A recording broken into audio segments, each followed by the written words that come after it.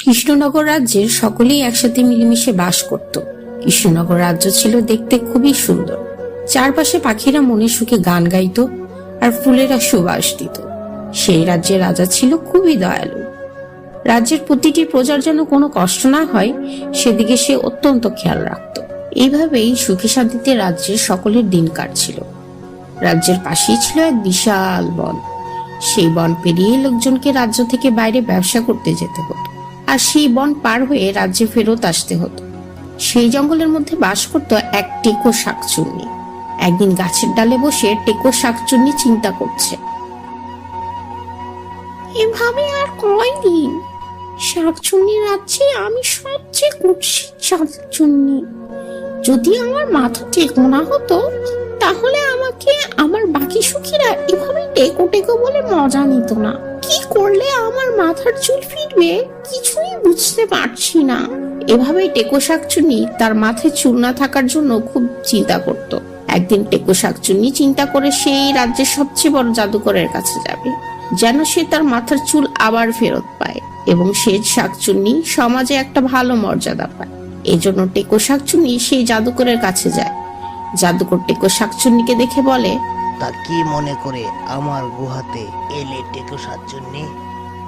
দেখো, আমি খুব ভালো করেই জানি এই রাজ্যের সবচেয়ে বেশি ভালো জাদু তুমিই জানো। তুমি আমাকে বলো, আমি কি করলে আমার মাথার এই টাকটা ঢেকে যাবে? আমি আবার চুল ফিরে পেতে চাই। টেকো শাকচুন্নির এমন কথা শুনে জাদুকর হাসতে থাকে। সে কি গো, তুমি মরে ভূত হয়ে গেছো? এখন তোমার মাথার চুল থাকুক আর না থাকুক তাতে কি আসে যায়? কি বলছো তুমি? আমাদেরও একটা সমাজ আছে, সবাই আমাকে টেকো বলে ডাকে। আমার একদমই ভালো লাগে না। তুমি বলো, তুমি যদি আমাকে সাহায্য করো আমি তোমাকে অনেকগুলো স্বর্ণমুদ্রা দিতে পারবো। তুমি তো জানো আমার কাছে স্বর্ণমুদ্রার কোনো অভাব নেই। জাদুকর শুনে এই কথা খুব খুশি হয়। ঠিক আছে, চিন্তা করো না, আমি আজ রাতে বিভিন্ন ধরনের জাদু করে দেখব কিভাবে তোমার এই টেকো মাথা ঠিক করা যায়। অন্যদিকে রাজ্য রাজামশাই এবং রানী খুবই খুশি ছিলেন, কারণ তাদের প্রাসাদে সদ্য একটা ছোট্ট রাজকুমারীর জন্ম হয়েছিল। দেখেছো, আমাদের রাজকুমারী দেখতে কি সুন্দর, তার চুলগুলো ভারী সুন্দর, সোনালী রঙের হয়েছে। তুমি আমাদের রাজ্যের সকল মনীষীদের এবং পরিরাজ্যের সকল পরীদের দাওয়াত করো। আমি চাই আমার মেয়ের জন্ম উপলক্ষে একটা বড় আয়োজন করতে। ঠিক আছে, চিন্তা করো না, আমি 2-1 দিনের মধ্যেই পরিরাজ্যে খবর পাঠানোর ব্যবস্থা করছি। এই পূর্ণিমাতে সকল পরী এবং মহিষীরা আমাদের মেয়েদের আশীর্বাদ দিয়ে যাবেন, যেন আমাদের রাজকন্যা রূপে গুণে সর্বগুণে সম্পন্ন হয়। এভাবেই রাজা তার প্রথম সন্তান রাজকন্যার জন্মের খুশিতে একটা বিরাট আয়োজনের ব্যবস্থা করতে থাকে। একদিন পর টেকো শাকচুন্নি আবারও সেই জাদুকরের গুহায় যায়। জাদুকর শাকচুন্নিকে দেখে বলে, আমি সারা রাত ধরে অনেক চিন্তা ভাবনা করে অনেক জাদু করেছি, কিন্তু কোনো জাদুতেই তোমার চুল ফেরানো সম্ভব নয়, কারণ তুমি জীবিত মানুষ নও, তুমি একজন টেকো শাকচুন্নি। এই কথা শুনে টেকো শাকচুন্নি কিছুটা মন খারাপ করে এবং সে বলে, তুমি বলছো আমার মাথায় চুল ফিরবে না? তাহলে তুমি কিসের জাদুকর হলে? তবে এখন একটা উপায় আছে। আমাদের রাজ্যে যে রাজকুমারী আছে সে হচ্ছে খুবই ক্ষমতা সম্পন্ন একজন মেয়ে। তুমি যদি তার মাথার চুল নিয়ে তোমার মাথায় লাগাতে পারো তাহলেই তোমার চুল ফিরে আসবে। এই কথা শুনে টেকো শাকচুন্নি খুব খুশি হয়।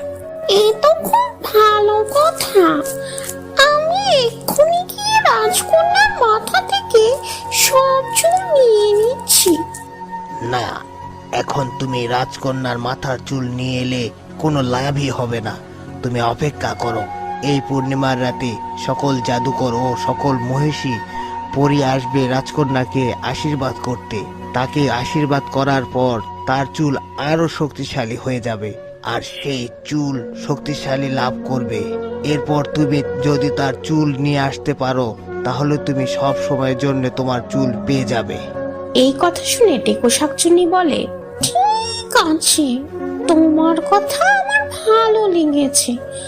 আমি চিন্তা করছি এই পূর্ণিমা পর্যন্ত অপেক্ষা করব।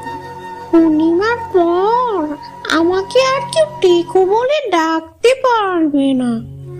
আমি অবশ্যই রাজকন্যা সব চুল নিয়ে নিব আর আমার নিজের মাথায় লাগিয়ে নেব। এভাবেই টেকো সবসময় খুশি হয়ে সেই পূর্ণিমা রাতের আসার অপেক্ষা করতে থাকে। অবশেষে সেই পূর্ণিমা রাত চলে আসে।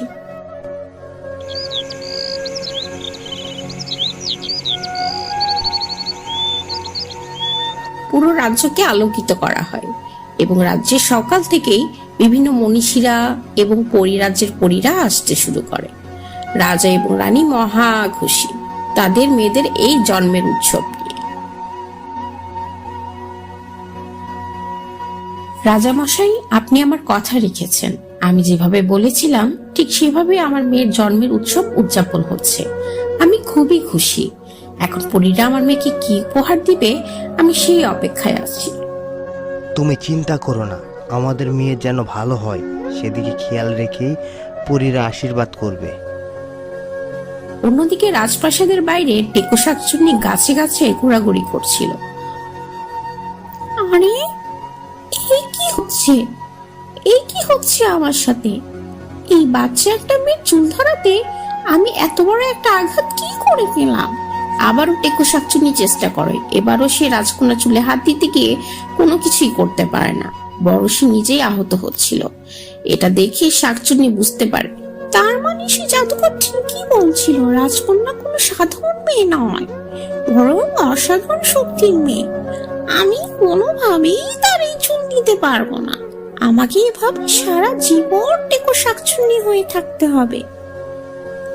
আর কোনো উপায় না দেখে সে আবারও তার গাছে ফিরে যায় এবং জঙ্গলে সেভাবেই টেকো শাকচুন্নি হয়ে বসবাস করতে থাকে।